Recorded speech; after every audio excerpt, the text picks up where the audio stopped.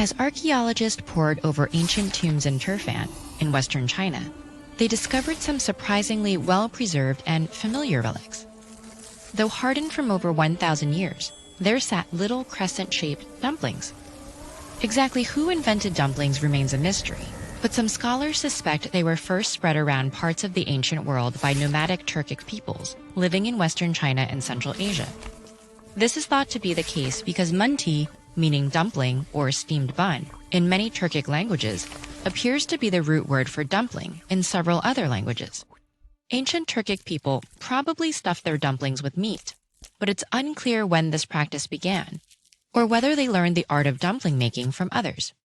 However this happened, dumplings certainly gathered steam in ancient China. That's where they first appear in the written record, more than 1,700 years ago, in a mouth-watering rhapsody by scholar Shu Xi. In his poem, Shu alludes to certain cooking methods coming from alien lands. He describes a steamed wheat product as mantou, and he reverentially chronicles the preparation of kneaded dough balls called laowan. They're packed with pork, mutton, and aromatics, dipped in black meat sauce, then quickly gobbled up, leaving people downwind to drool and fantasy feast. Dumplings continued to take off and diversify in China over the next 1,000 years. Instead of the traditional meat filling, some communities opted for vegetarian dumplings. People developed new cooking methods, and because wheat was harder to cultivate outside of northern China, those in other regions began making dumplings using rice, tapioca, and sweet potato.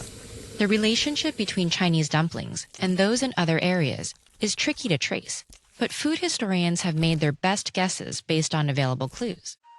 Turkic tribes spread and eventually established the Ottoman Empire around 1300 CE, bringing wrapped morsels west with them. In what's now Turkey, most people wouldn't have stuffed dumplings with pork due to Islamic restrictions. Instead, manti would come to be filled with ingredients like lamb drizzled with garlic, yogurt, and melted butter, then topped with herbs and spices. Some scholars believe that the Mongol Empire also helped disseminate dumplings, perhaps introducing them to parts of Eastern Europe. These dumplings could have come by way of China, or directly from some of the Turkic peoples the Mongols hired to run their empire. One theory is that this gave rise to dumplings like Russian pelmeni and the larger pierogi and varadinki, eaten in Poland and Ukraine, stuffed with things like potato, cabbage, cheese, and cherries. The Mongol Empire also controlled Korea, and might have likewise introduced dumplings there, where mandu may be eaten with regional ingredients like kimchi.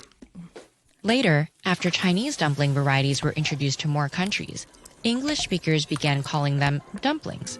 The term means little lumps, and is thought to have been first used in 16th century England to describe dough balls dropped in liquid. Like canoodle and matzo balls, they would have had no filling, so the word was actually confusingly imprecise, but it stuck nonetheless. When Japan occupied China during the Second World War, Chinese jiaozi were brought to Japan, where they in turn became known as gyoza, and were more typically pan-fried. So what about the fact that every region in Italy has its own variety of dumpling-like stuffed pasta?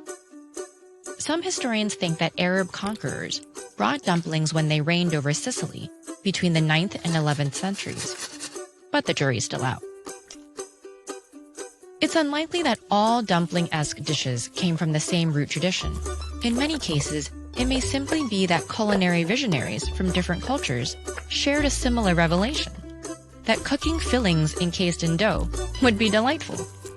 Either way, we can appreciate these plump pockets of perfection and the tangled, mysterious historical web that's made dumplings so diverse and divine.